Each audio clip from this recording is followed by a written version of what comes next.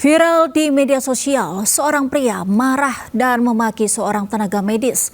Peristiwa itu diduga terjadi di Rumah Sakit Sultan Agung, Semarang, Jawa Tengah.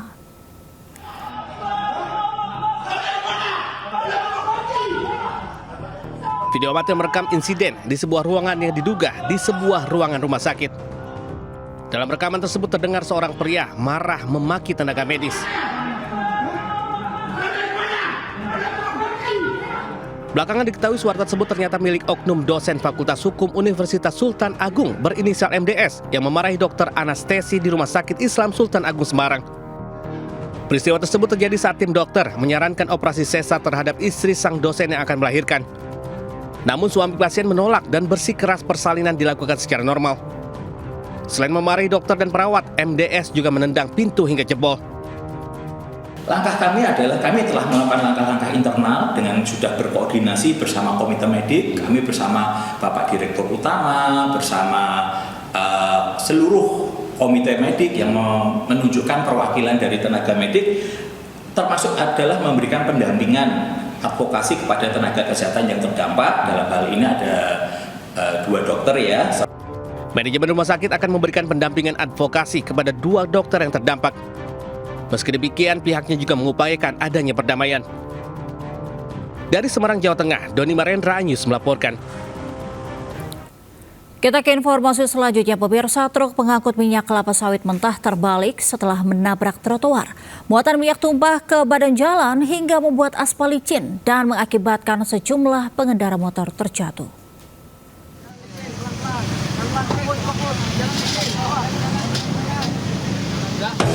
Tim rescue damkar mengevakuasi pengendara motor ke mobil ambulans untuk dibawa ke IGD rumah sakit terdekat.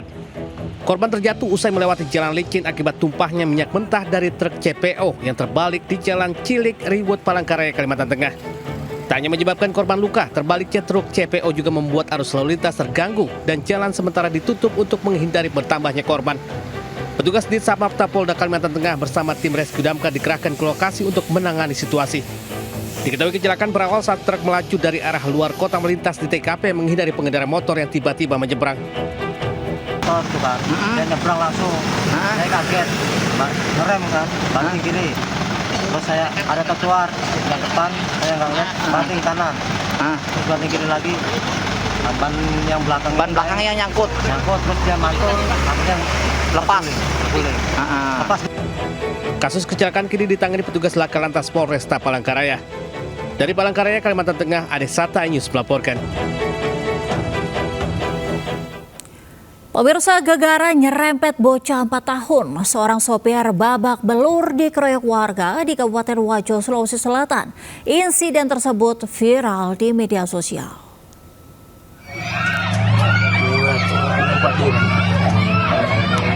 Kamera pengemudi mobil merekam aksi pengeroyokan yang dilakukan warga terhadap seorang sopir mobil di Dusun Siduntung, Kabupaten Wajo, Sulawesi Selatan. Akibat pengeroyokan, sang sopir babak belur hingga dilarikan ke rumah sakit. Video pengeroyokan ini viral di media sosial. Warga geram lantaran mobil yang dikendari sang sopir menyerempet seorang bocah 4 tahun. Saya lihat ke belakang ada suara teriakan perempuan. Jadi pas pun berdekat, saya lihat tutur ternyata dikeroyok, menyerempet seorang anak kecil. Anak kecil ya? Iya. Selanjutnya korban laka lantas dan sang sopir masih dalam penanganan medis. Sementara pihak korban melaporkan kejadian ke polisi. Dari Kabupaten Wajo, Sulawesi Selatan, Amnar Sengkang Anyus melaporkan. Petugas gabungan di Kota Parepare, Sulawesi Selatan merazia sejumlah hotel untuk menekan maraknya praktik prostitusi.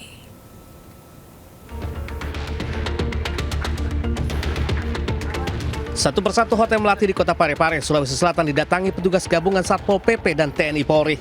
Dalam razia ini petugas menemukan 17 pasang bukan suami istri yang sedang berduaan di dalam kamar hotel. Di antara 17 pasangan ini, 2 pasangan merupakan pasangan sejenis dan langsung diamankan petugas.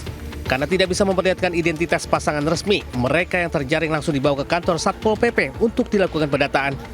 Sasarannya ada beberapa kos dengan hotel.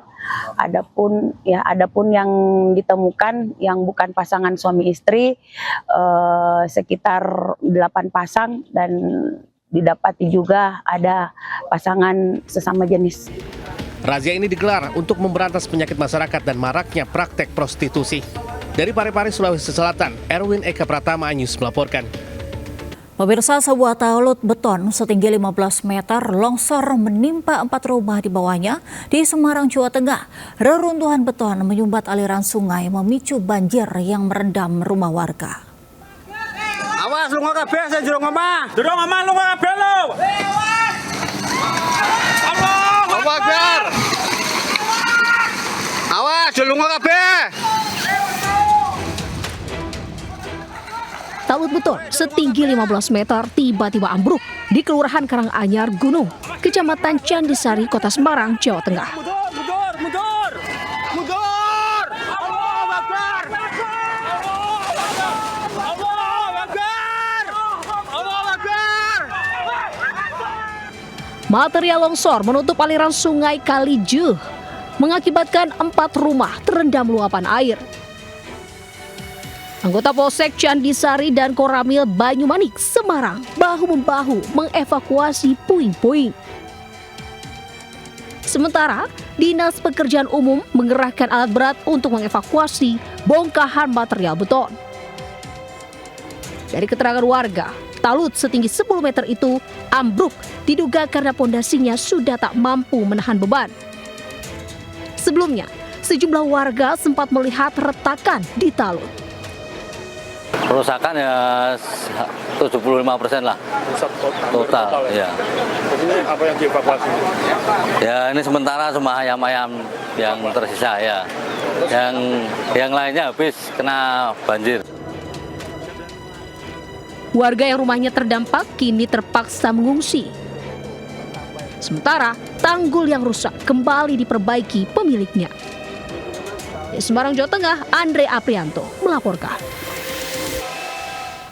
Sementara di NTT, pemirsa, warga korban banjir bandang kesulitan mendapatkan bantuan tanggap darurat bencana dari pemerintah.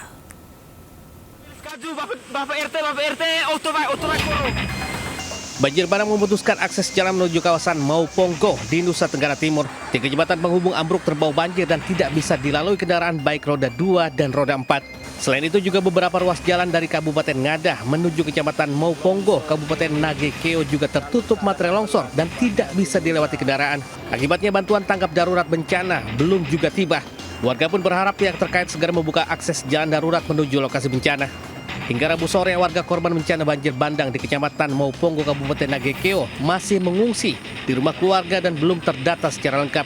Sementara jaringan internet terkendala hingga pemerintah setempat kesulitan berkomunikasi dengan pihak kabupaten dan provinsi.